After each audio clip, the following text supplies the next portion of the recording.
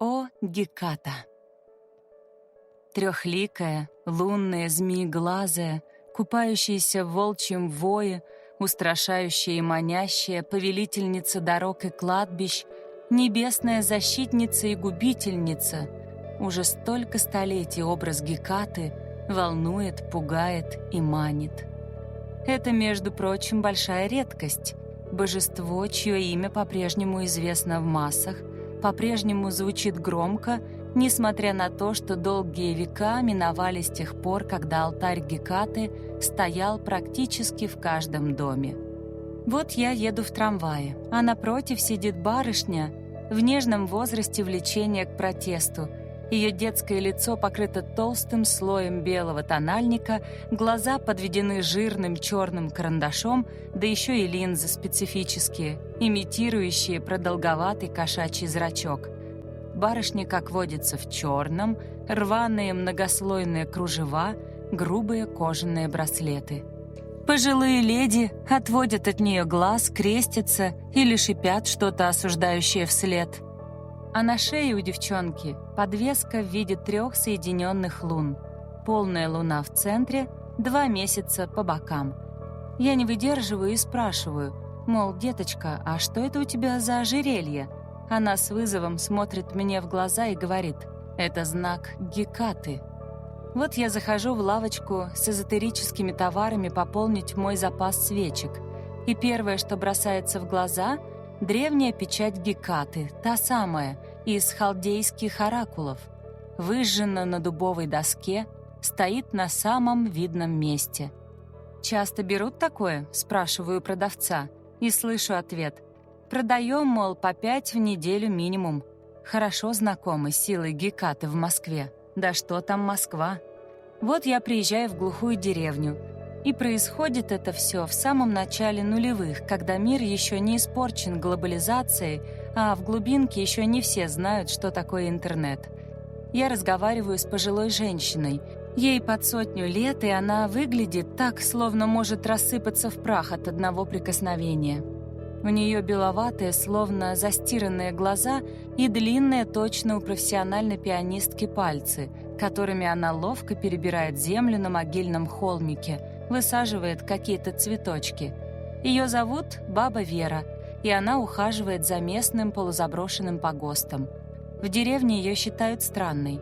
Иногда ночует на кладбище, ведет диалоги с мертвыми чаще, чем с живыми, но и уважают.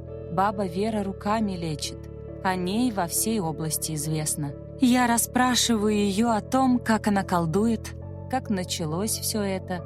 Речь у нее нестройная, отрывистая, а голос словно заржавел от времени. Она рассказывает, что в юности болела сильно, при смерти была. Все думали, отойдет девка, даже гроб заказали. И однажды ночью в температурном морочном бреду было Вере видение, будто бы с неба по лунной дорожке спускается женщина.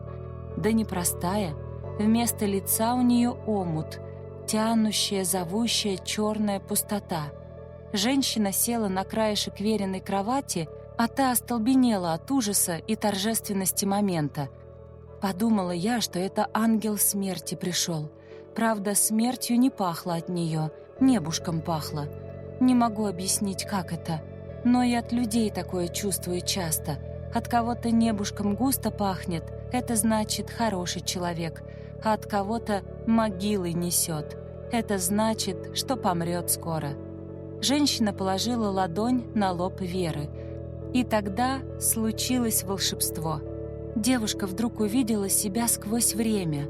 Она словно одновременно стала младенцем, бабой в самом соку и ветхой полупрозрачной старушкой.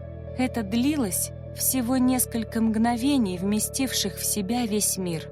Вера слышала шепот трав и понимала чужие души, чувствовала, как сквозь ее ладони незримым светом струится само небо. «А кто была та женщина, как вы думаете?» — спросила я. «Откуда ж мне знать?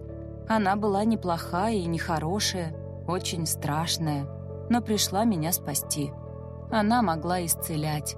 Утром я проснулась, как и не было болезни. Одна только слабость осталась у меня. Когда она появилась, Собаки завыли по всей деревне нашей.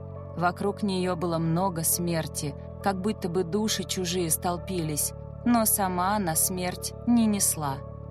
Бабушка Вера необразованная, никогда не интересовавшаяся мифологией и культурологией, описала богиню Гекату, то, что о ней говорили сквозь века. Маги любят Гекату за то, что она — посвятитель. Геката — это врата. В магию, в силу.